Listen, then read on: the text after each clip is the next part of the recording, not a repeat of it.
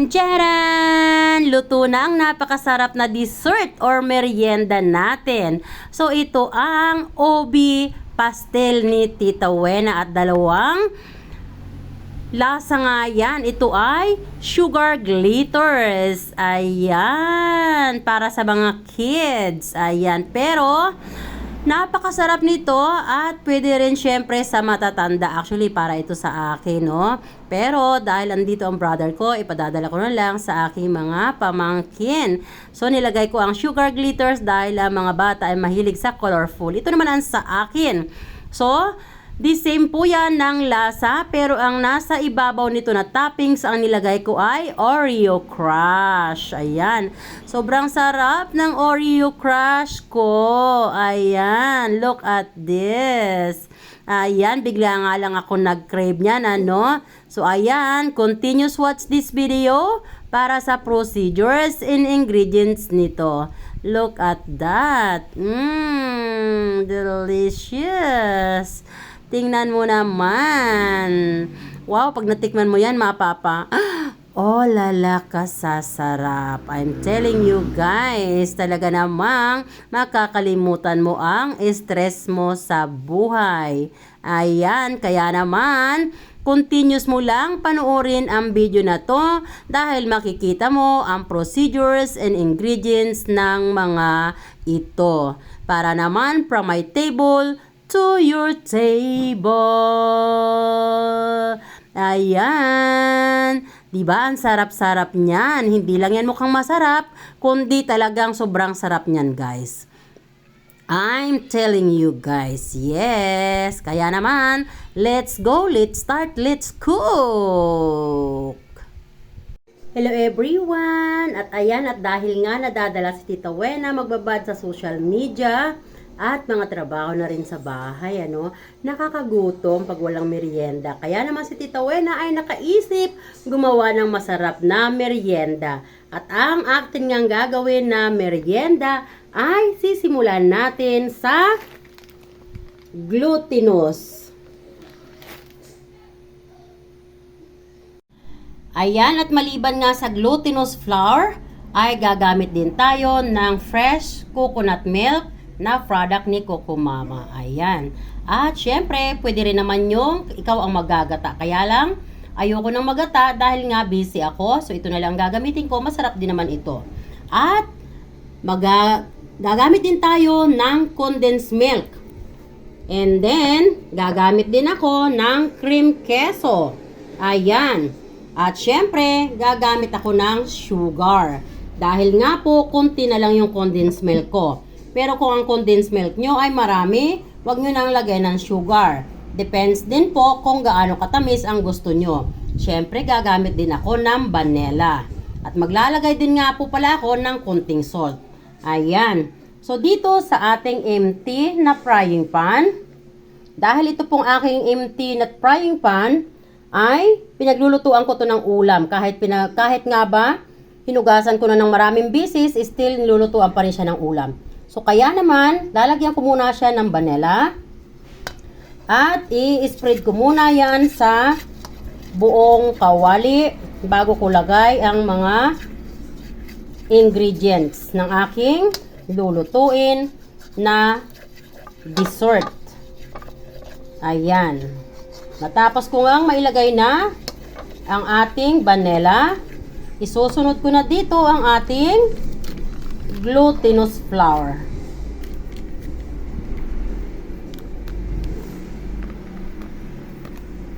Ayan.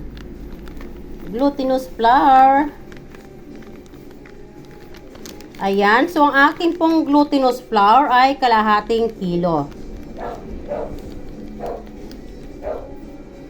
Nahihirapan ako. Wala akong cameraman. Wala akong camera person. I'm all alone. So, ayan mga best. Pagkatapos nga po nating ilagay yung glutinous rice. Ito po yung glutinous rice.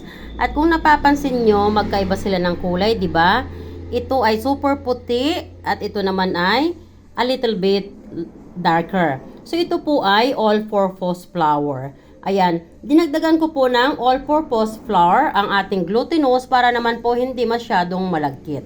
Pagkatapos nga po nating pagsamahin yan, maglalagay po tayo ngayon ng 2 kutsara na star margarine. So, ito po ay considering na 2 kutsara. Punong-puno po kasi. So, ilalagay lang po natin sa mga panabi. Ayan, para mas madaling matunaw. Ayan.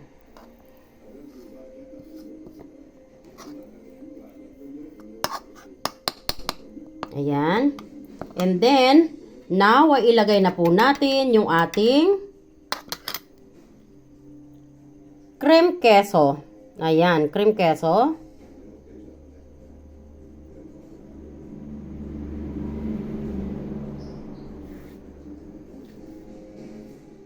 Ayan, ang hirap talaga mag-video pag yung wala kang katulong, ano? Pag ikaw lang mag-isa. Ang hirap mag-adjust, hindi mo ma-zoom. Ayan, tulog na kasi yung akin nagbibideo pero kailangan gawin ko na to kasi masisira. Yan, nilagay na rin po natin yung ating condensed milk.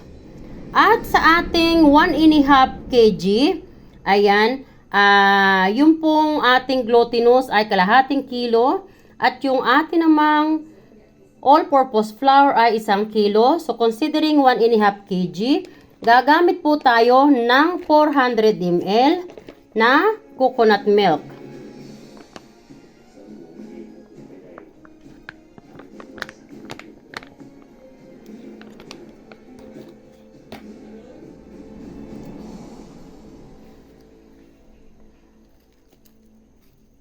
Lagay na natin muna yung sugar bago natin iubos yung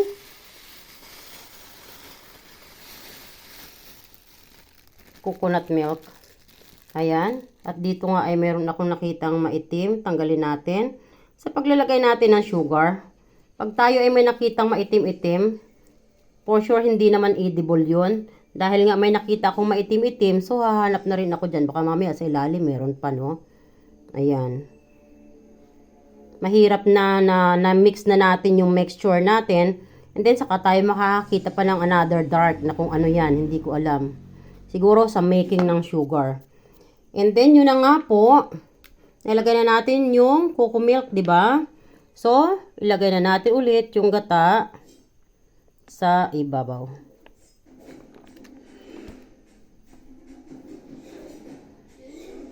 And now, maglalagay na tayo ng vanilla extract ulit sa ibabaw. Kunti na lang. Huwag masyadong marami. Hindi rin maganda yung masyadong maraming vanilla extract. Mapait. And then now, ay maglalagay tayo ng pinch of salt bago natin i-mix all together. Ayan mga guys, halika na at maglagay na tayo ng salt. So yung salt po na ilalagay natin sa quantity ng ating lulutuin ay ganito lang po karami. Ayan, tingnan mo, kunting-kunti lang po to ha. Kalahating kutsarita lang. Kalahating kutsarita, take note ha. Ayan, para lang po magkaroon ng kunting alat. Para naman hindi puro tamis yung nalalasahan. At yan, parang nanunotice ko na parang kukunti yung gata natin. I mean, kulang. Hindi naman kukunti, pero kulang. So, kaya, maglalagay ulit tayo ng another 200 ml na milk. Coco milk. Ayan. So, kayo na po ang mag-adjust ng paglalagay ng gata. Kung inaakala nyo, nakukunti lang yung gata at medyo kulang pa yung gata. Kung meron pa kayo, ay dagdagan nyo pa ng gata. Pero, kung wala na kayong gata, pwede nyo na ring dagdagan ng water. Room temperature water. Kaya lang, syempre, pag water ang nilagay nyo, hindi na ganun kayami. So, ang advantage ng gata ang ilalagay nyo, more yumminess ang inyong lulutuin. Yung outcome niya, napaka-yummy talaga. Ayan. At pag nag-blend nga ang lahat ng mga ingredients na to all together, for sure, talaga namang napakasarap ng inyong dessert. At ito nga po palang dessert na ito, na lulutuin ko, ay parati ko na itong niluluto. Ngayon ko lang naisipan na i-film. Sabi ko, why not i-film ko to para ma-share ko naman sa aking mga kapatid sa social media. So ayan, haluin lang po natin all together para ma-incorporate all together yung mga ingredients na inilagay natin. At pag inaakala natin na smooth na, ay tantanan na natin at isalang na natin sa apoy. Ayan. So, halu-haluin lang natin ha, hanggang sa mag-mix all together. Ayan. Halo. Mekos-mekos lang. Ayan. Mekos-mekos lang mga uncle, mga friend, mga sister, mga auntie. Ayan. Mekos-mekos lang. Mekos-mekos. Mekos-mekos lang. So, ayan mga best. After 48 years ng pagmimekos-mekos ni Tita Wena, 48 years guys, hindi 40 minutes ha. 48 years. Joke. Of course, 15 minutes. Continuous stirring. Ayan. So, nung na-notice ko na smooth na yung texture niya, ganyan na yung consistency. Ayan. So, kung mapapa-smooth nyo pa, mas maganda bago nyo isalang sa apoy. Ayan. So, dahil smooth na nga po yung texture ng ating mixture, ayan, mayroon akong food coloring dito na purple. So, maglalagay ako. Huwag masyadong marami ang food coloring kasi nakakasira po ng lasa pag masyadong marami po yung food coloring. Ayan, tama na po yan. Mukha lang marami kasi mabagal siyang lumabas. Ayan. So, i-mix lang po natin ulit. Mix it well.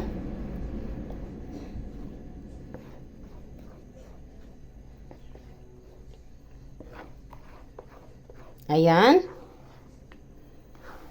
And then, now ay na-mix na natin yung ating food coloring sa ating mixture. And then, i-mention ko lang sa inyo, no, na sa mimix nyo ng mga ingredients, dapat kanina ko pa po ito minention. Pero, medyo nakalimutan ko. Tao lang, pasensya na. Ayan. So, ito na yung ating mixture, oh. Malapit na nating isalang sa apoy. So, bago nyo po ma-mix all together, no?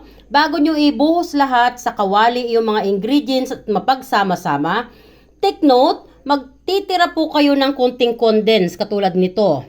At kunting cream queso. Ayan, kunti lang. At nagtira din pala ako ng 200 ml na gata. Ayan. So, hindi na tayo maglalagay ng sugar doon dahil sa, yan naman po ay pang ibabaw laang, no? Mamaya. At syempre, dyan lang kayo para makita nyo kung paano ko pa gagawin yung pang lagay sa ibabaw na yon. Parang kung sa cake ay icing. Ayan. So, gagawin natin yun mamaya pag naluto na ito. Dahil ilalagay natin yon sa ibabaw. So, halika na. Dahil smooth na itong texture na ating mini-mekos-mekos. Ayan. So, nakita nyo? Mekos-mekos lang. Ayan, Tita Wena. Mekos-mekos lang. Ang bango, guys. Hindi ko pa nga sinasalang. Nakakagutom na yung amoy. Super bango, promise. Halika na, dali na natin sa kalan. So, ayan mga guys, matapos nating maisalang sa kalan, yan po ay naka-very luhit lang muna. At wag pong iiwan ha, kasi ito po ay glutinous, take note ha. Mayroon po itong glutinous, so mabilis pong magkaroon ng burning sa ilalim o tutong. Masisira po yung texture ng ating dessert or merienda. Ito po ay pwedeng dessert, pwedeng ring merienda. So, habang nakasalang po ng ganyan at naka-very luhit, continuous pa rin pong haluin para yung texture niya ay mas maging smooth pa. At kung nakikita nyong may buo-buo na yan, yan po yung butter na ating inilagay kanina. Hindi na po yan flour or glutinous. Yan na po yung butter. Maya-maya po makikita nyo matutunaw na yan. Ayan, mekos-mekos lang. Mekos-mekos lang, mga sister, mga brother, mga auntie, mga uncle, Ayan, mekos-mekos lang. Mekos-mekos lang. So, kung nakikita nyo, mas nagiging smooth pa yung kanyang texture, no? Yung consistency niya, consistency. Ayan. Kung bakit ba naman ang hirap-hirap i-pronounce nitong consistency na to. Ayan. At ang gusto nga po nating consistency ay ganito. Ayan. Kita nyo. Maya-maya ay mas magiging smooth pa yan pag totally natunaw na ang lahat ng butter na ating inilagay. Anyway, optional po ang paglalagay ng butter. Pwede ring star margarine. Yung iba po nilalagyan nila ng cooking oil. Pwede rin naman pong cooking oil. Kaya lang, siyempre, advantage ng butter, mas masarap, mas malinamnam, no? Pag cooking oil, siyempre, may bawas ng sarap yon. Star margarine, maganda rin kasi mabango. Na-try ko na rin kasi minsan gumamit ng cooking oil. A little bit bland yung lasa niya. I mean yung sarap, hindi kumpleto. Unlike pag ganito yung ginamit mo, yung mga ingredients na inilagay ko, wow. Yung outcome nito guys, talagang ma-amaze ka. So for delicious. Ayan. So continuous halo lang guys ha, hanggang lumapot siya. Kahit nakikita nyong natunaw na lahat yung mga butter na yan, as much as hindi pa rin siya lumalapot, don't stop stirring. Ayan. Yan, halo lang ng halo guys. Ayan guys, kung nakikita nyo na lumalapot na ng ganyan, ano? Ayan.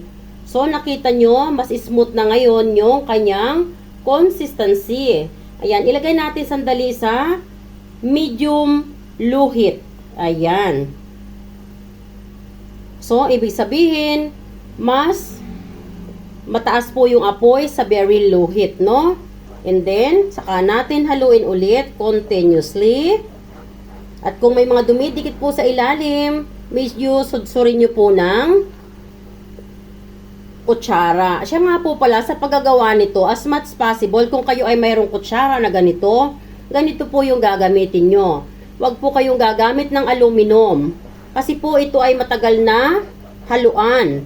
Baka po yung kahalo ng kahalo nyo ay masadsad naman yung stainless ng ating lutuan. So magkukause po yon ng sickness sa ating body circulations in the future. Of course, nothing for an instant, but in the future, no? So iwasan din natin yon. Yung pa nagluluto tayo ng pagkain natin, ay may mga side effects tayo na makukuha in the future. Mabuti na yung healthy yung ating kinakain from today until forever. So, kaya ingat lang din. Yung iba kasing nagluluto, naririnig ko at nakikita ko, no, halos nasasadsad na yung stainless ng lutuan. Hindi po maganda yon. Ayan, so nakikita nyo, lumalapot na, di ba? Ayan. So, tiyaga-tiyaga lang po talaga ng kahalo. Pero alam nyo ba, yung resulta ng paghahalo nyo, kahit medyo matagal, napaka worth. Yes, super worth talaga. Kasi ito ay sobrang sarap. Sobrang sarap.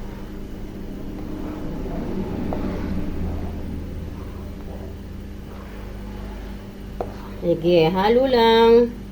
Halo-halo lang. Mekos lang.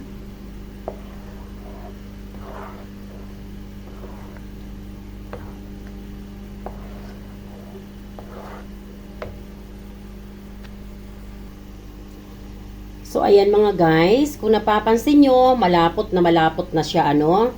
So, dahil dyan, pwede na nating ilagay yung ating whole corn kernel. At siya nga pala, hindi ko ito na-mention kanina. Medyo nakalimutan ko sa ingredients. Ano ba yun? Ayan. So, halika na at ilagay na natin ang ating corn kernel. Ayan, tanggalan po muna ng syrup ha. Kung kaunti lang naman yung masasama na syrup, okay lang po yun. Pero kung hindi nyo babawasan ng syrup, napakarami pong syrup nun. Magiging watery po ulit yung inyong lulutuin. Ayan, may napasama ng syrup po. Pero carry lang yan.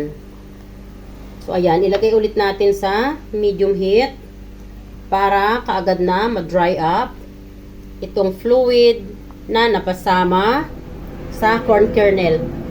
Kung hindi po kayo nagmamadali at kayo ay mayroong katulong na nagka-camera, actually, pwede nyo pong gamitan ng strainer para talagang walang fluid na masasama.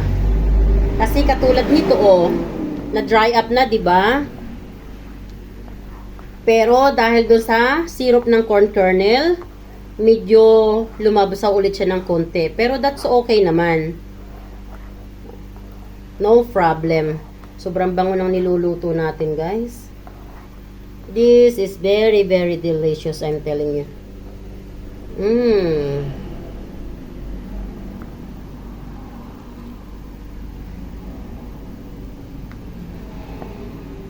Look at that. Wow, delicious.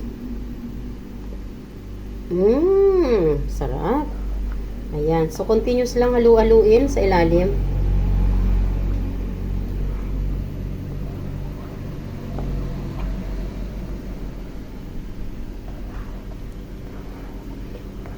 Guys, pag kayo magluluto nito, huwag nyo kakalimutan na maglagay ng butter or star margarine, ha? Kasi pag hindi, dikit na dikit po yun sa kawali. So, kung napapansin nyo, hindi siya dumidikit, oh. Diba? So, gawa po yun ng ating butter. Yan.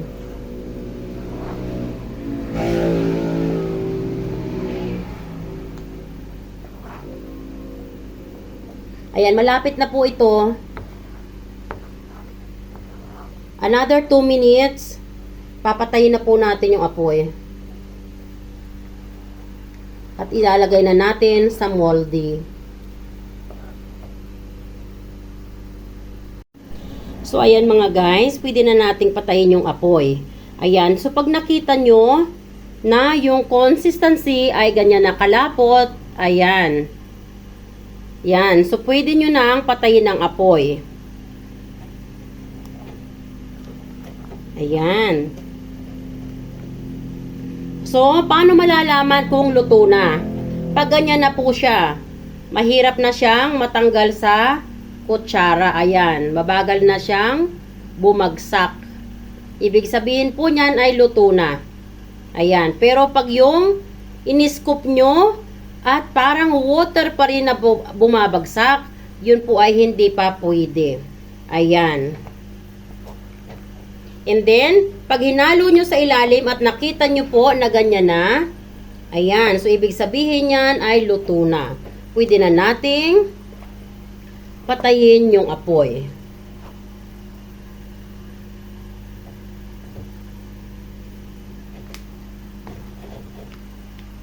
Ayan, patayin na natin. So, ilalagay ko na siya sa moldy. So, ayan mga best. Ayan, nailagay na natin sa moldy yung ating nilutong dessert na napakasarap. Look at this. Ayan. Ayan. So, nakagawa tayo ng 2 moldy. At itong malaki na tong moldy ay ipadadala ko to sa aking mga pamangkin na anak ng brother ko. Ayan. Dahil dadalawa lang naman kami dito ng aking big boy.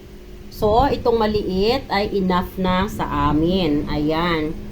Ayan. So, ito namang malaki na ito, ipadadala ko yan sa aking brother para sa kanyang mag-iina. Ayan. Siyempre, para sa kanya na rin. Ayan. So, now ay gagawa naman tayo ng sauce. Malabo ba yung camera ko? Ayan guys, tingnan nyo. Diba? So, yan na yung texture na ating outcome. O, diba? Wow! Yummy, yummy naman. Ayan. Gamit ako ng ilaw kasi mukhang malabo. So, ayan po. At ito naman yung sa akin. O, diba? Ang sarap. Lalo pang sasarap yan pag nagawa na natin ng pang-toppings niya. Halika na at gawa na po tayo ng kanyang icing or toppings.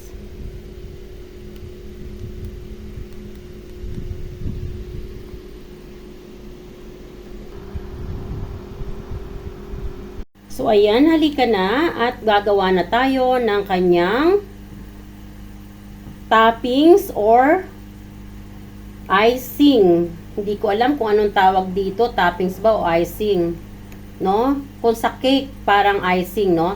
So, pinainit muna natin yung ating kawali. Ayan, so ilagay natin lang sa very low heat. At mainit na nga yung ating kawali, ilagay naman natin ang coconut milk. Ayan.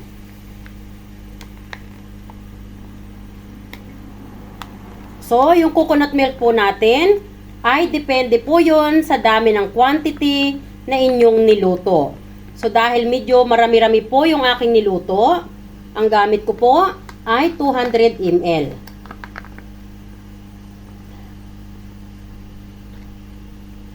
Ayan. Pasensya na, nagsishake yung kamay ko. Sinasaid ko kasi yung gata. Ayan. And then, matapos nating ilagay yung gata, ilagay naman natin ngayon ang ating tinira kanina na cream queso. Ayan. So, take note lang po ha. Ang apoy naka-maintain tayo sa very low heat. Kasi madali lang po yan na masunog. Masisira po ang texture ng ating niluluto. And then, ilagay na natin yung ating condense na itinira. Kaya wag pong uubusin yung mga ingredients na ating ginamit or gagamitin, no?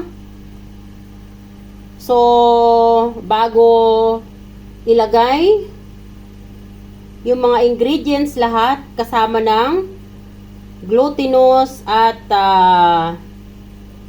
all-purpose flour, kung hahaluan nyo ng all-purpose flour. Pwede rin namang hindi na, pwede namang all glutinous lang, kaya lang masyadong sticky yon pag hindi nyo naluan. So, bago nyo i-mix lahat, estimate nyo na kung gaano karami yung inyong condense and cream queso na ititira. Ayan, so matapos nga nating ilagay, haluin na natin. Hindi na tayo dito maglalagay ng pamblend na kunting salt. Kasi yung ating cream queso, yun po ay medyo light salty na.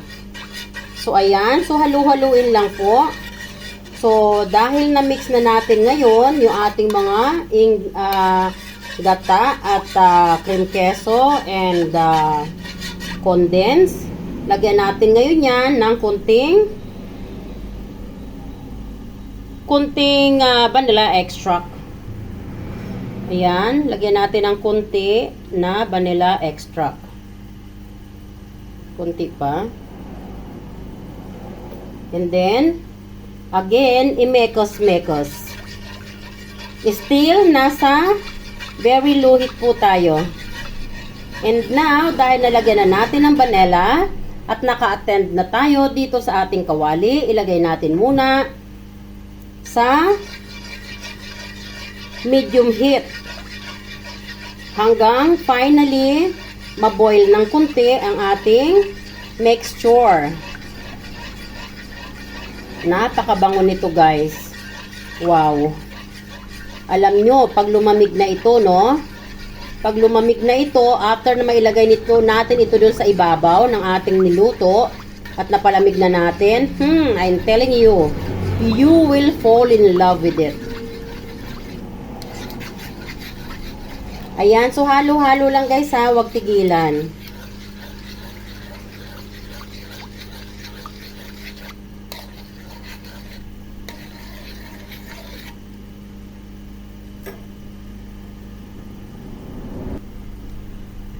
So, ayan guys, nakita nyo kumukulo na. Ayan. Pag kumukulo na ng ganyan, ilagay na sa very low heat. Ayan. Bakit parang biglang lumabo? Ayan. So, inilagay na natin sa very low heat. So, ayan guys. Pag ganyan na kakulo, ayan, haluin lang once again. At ilagay na ulit sa pinakang mahinang apoy. At dito ay meron tayong tinunaw na cornstarch, slurry. Ayan. And then, ilalagay natin ito dito sa kumukulo. Para mas maging concentrated. Ayan. Mabilis lang po. And then, haluin po. Ayan. Huwag hayaan. Pagkalagay, haluin ka agad dahil mamumuo po yan. So, kailangan na maging smooth yung texture ng ating ginagawa.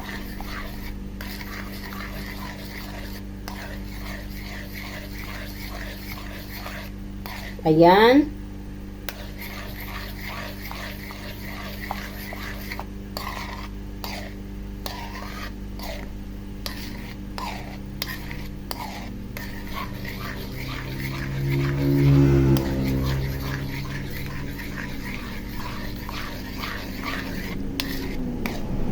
So, ayan, malapot na. Ganyan na siya.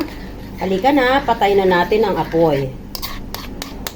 At ilagay na natin doon sa ating niluto. Let's go. Oop. Kunti pa ako matapunan. So, ayan yung ating niluto. Ilagay lang natin dyan.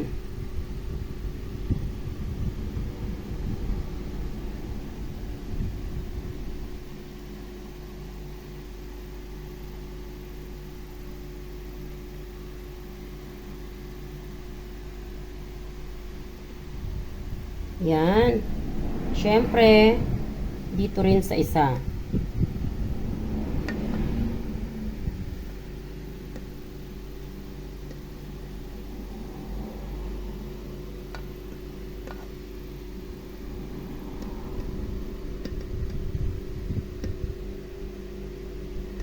Ayan. Sarap naman ang ating niluto. Look at that. Wow!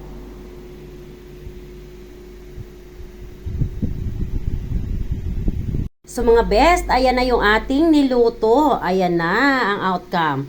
So, tatakpan na natin yan ngayon at palalamigin na natin sa refrigerator. Ayan. At pag lumamig na yan, may ilalagay pa tayo dyan. Kaya dyan lang kayo, samahan nyo ako hanggang finally, matikman natin yan. Takpan natin. Bago natin ilagay sa refrigerator. Ayan. So, halika na. Let's refrigerate it. Cool down natin yan sa refrigerator at least 45 minutes to 1 hour. At ito namang sa akin ay tatakpan ko na lang yan ng cling wrap. Dahil wala talagang takip ang aking moldy. So, ayan. So, after 45 minutes nga ng pagko-cool down natin ng ating masarap na dessert o merienda sa ating refrigerator ay ito na sila. Ayan. At yung isang moldy naman ay ayan na sila. O, diba? Concentrated. Talaga namang galing. At dito ay meron tayong dalawang pang toppings. Ayan, meron tayong isa ay glitter sugar coated. Ayan. At meron naman tayo ditong crust Oreo. Ayan. So, yung dalawang toppings na yan ay paghihiwalayin natin sa dalawang dessert natin. So, dahil ang mga bata ay mahilig sa colorful, itong ating glitter sugar ay ilalagay natin dito sa isa, which is ito ay ipadadala ko sa aking brother para sa kanyang mga anak. Ayan. Yung mga bata kasi mahilig sila sa colorful. Ayan. At yun naman kay Tita Wena, Dahil si Tita Wena ay adults na. Gusto ko na ang Crush Oreo. Ayan. So, nakita nyo may mga moist-moist, no? Yung takip. So, let's be careful na hindi na mahulog sa loob yung mga tubig. So, dahil ako lang ang camera person, tatanggalin ko na lang ng dahan-dahan. Hindi ko matanggal ng isa lang ang kamay ko. So, kailangan kong ibaba muna ang camera. Just a minute. So, ayan mga best. Ito yung sinasabi ko na sa pagtatanggal natin ng cover, wag nating hayaan na itong mga moist na ito na bilog-bilog na tubig ay mahulog dun sa ating dessert. Ayan. So, dahan-dahan lang natanggalin. Make sure na hindi siya mahuhulog dyan sa loob. Kasi pag nahulog po dyan sa ibabaw, mag-watery siya. So, maiiba na naman ang texture niya. Ayan. And then, so ayan, nakita nyo na, natanggal na natin at andyan pa rin yung mga bilog-bilog na tubig. Now, ayan. So, ngayon ay ilagay na po natin yung ating mga toppings. So, ayan mga best, simulan natin dito sa ating Glitters Sugar Coated. Ayan. Let's take this. Ayan. At, dahan-dahan lang natin na ilagay dito.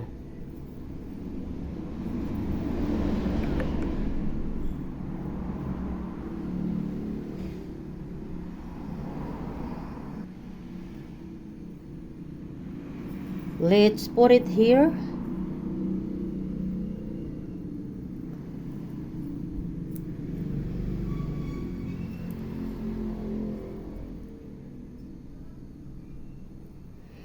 So, ayan. So, nalagay na po natin dito sa isa, yung ating isang Glitters Sugar Coated. Galing. Wow. Ayan. Love it.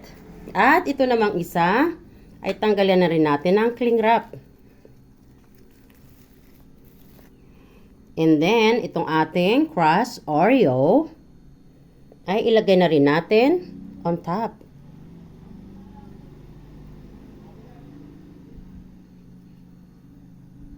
Crush Oreo. This is for adults. For kids, this is also okay. But mostly kids don't want something, you know, slightly bitter, no? But for me, I like something balanced taste. So, ayan na po. Nakagawa na tayo ng dalawang super sarap na dessert. Diyan! Look at that! Ang ating another one, Oreo! Oh, diba? Ayan. So, sana ay may natutunan na naman kayo na bagong recipe. Easy to make, but it is so delicious. So, dalawang klase po ang ating nagawa. Pero, iisang lasa lang ang kanyang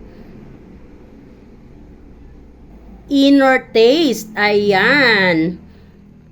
Meron tayong Crush Oreo. At meron naman tayong Sugar Glitters for Kids. Ayan. So, thanks everyone for watching. And this is Tita Wena always saying, don't forget to keep loving one another. And sa mga baguhan pa lang po sa aking YouTube channel, please don't forget to subscribe and write down a little bit longer comment for my revenue. And also, please share this video. I love you all, guys. God bless. Wow. Tita Wena even amazed this. This is so good. And will definitely so delicious. Look at that. So good. Oh, wow. Bye everyone. Thanks for watching.